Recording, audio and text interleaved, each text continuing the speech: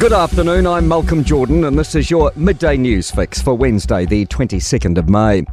Former Cabinet Minister Kiri Allan has pleaded guilty to careless driving and refusing to accompany a police officer. She's been fined and ordered to pay more than $5,000 in reparations. Allan crashed her car last year and subsequently bowed out of politics.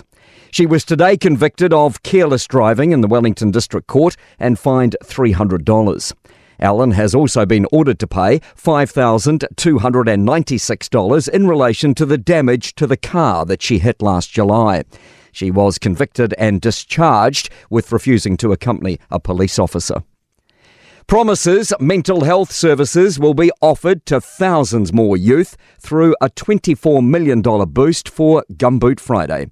The government's contracting I Am Hope Foundation to give 5 to 25-year-olds free counselling. Mental Health Minister Matt Ducey says the public system has constraints and NGOs can help. So we don't see it as an or, it's an and. I Am Hope's Mike King says the organisation won't take from the public workforce. Our role is to take the pressure off the public system and stop all of these kids being thrown into a funnel where they're going to meet a bottleneck at the crisis end.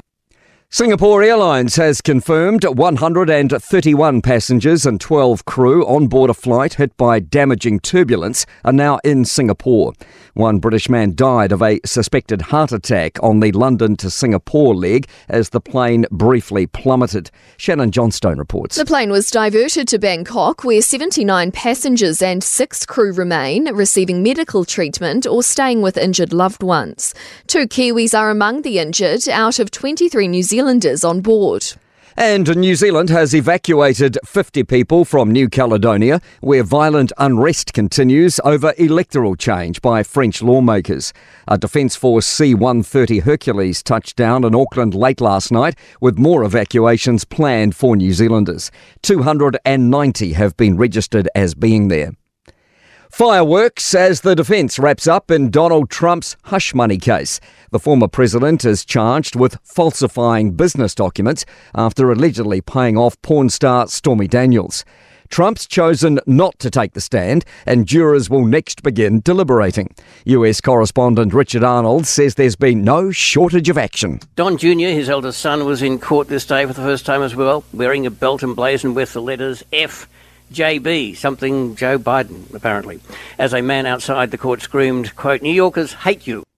Good news for dairy prices. They've risen 3.3% at the latest global dairy trade auction overnight. The price of whole milk powder is up 2.9%, while the price of skim milk powder is up 3.5%.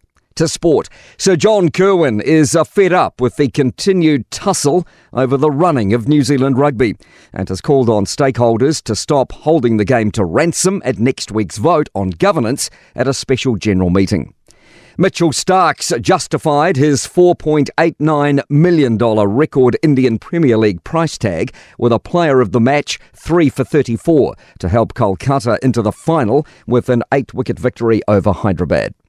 Mauricio Pochettino has left his job as Chelsea football manager after 1 season in charge of the Premier League club.